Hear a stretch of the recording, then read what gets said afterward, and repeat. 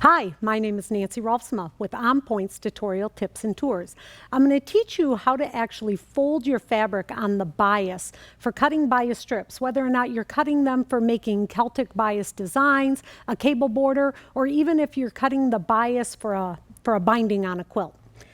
Typically when I do this, I'm going to start with a little bit more than a half of a yard. Now if I'm doing the bias binding on a large quilt, I will work with a larger piece. But especially when it comes for cutting on the bias for doing stem work, if you do much more than a half of a yard, the strips end up so long that they're very cumbersome to work with. So a half yard is what I typically deal with.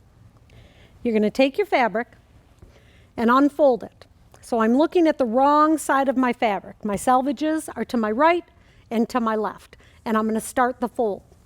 So for the fold from the bottom left-hand side, I'm going to fold up. So I've actually created a 45-degree angle on my fabric. Now I'm going to take the top point and bring it down to the bottom point. So now I've made what looks like an arrow. That's what I generally call it. This next fold is the one that's going to take a little bit of getting used to. Typically when I teach this, people are not comfortable moving both their hands at the same time. So I'm going to take you through a silly story. Do you watch the Olympics? I love the Olympics. I watch the Olympics every time it's on, every day it's on. If I'm home, the Olympics are on. And one of my favorite sports is synchronized diving.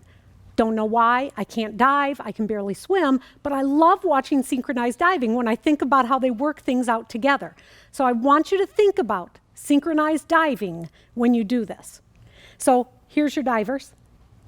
They're going to walk to the end of the strip of fabric. I know it's silly, just hang in there with me, okay? As they're at the end of the fabric, now this is the fold of the fabric, you want them to lift at the same time. So in synchronized diving, I'm told, they actually jump at the same time. I know it's silly. And then they fold it, and then they jump into the pool at the same time. The reason that I make such a big emphasis of that is when I typically teach this, people get to this point and they want to fold it this way. Well, that's not right. Or they get to this point and they want to fold it this way. Well, that's not right. And what's not right is that they're not moving both their hands at the same time. So think of the silly story of the synchronized divers. So they're to the end of the board and they jump at the same time, and that creates this fold. Again, this edge is still the 45-degree bias edge. Now the remainder of the fabric, I'm just going to lift from the back side and fold it onto itself, making an accordion type fold. Then from the end where there's only one layer of fabric, I'm just going to fold it up so that it's easy to move around. Now, when I go to cut my strips, I'm going to first cut off that 45-degree folded edge.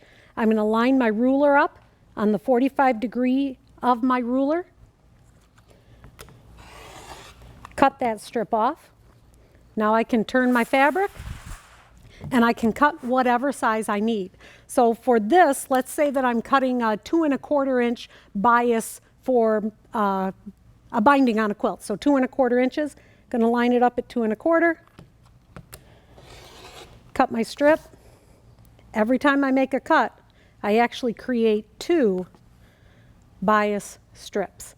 So if I were doing a binding, I would sew them together. If I were doing Celtic work or bias stem work, I would sew them all individually. That's for another episode. But this is the unique way that I fold my fabric for cutting on the bias. I hope you enjoyed it.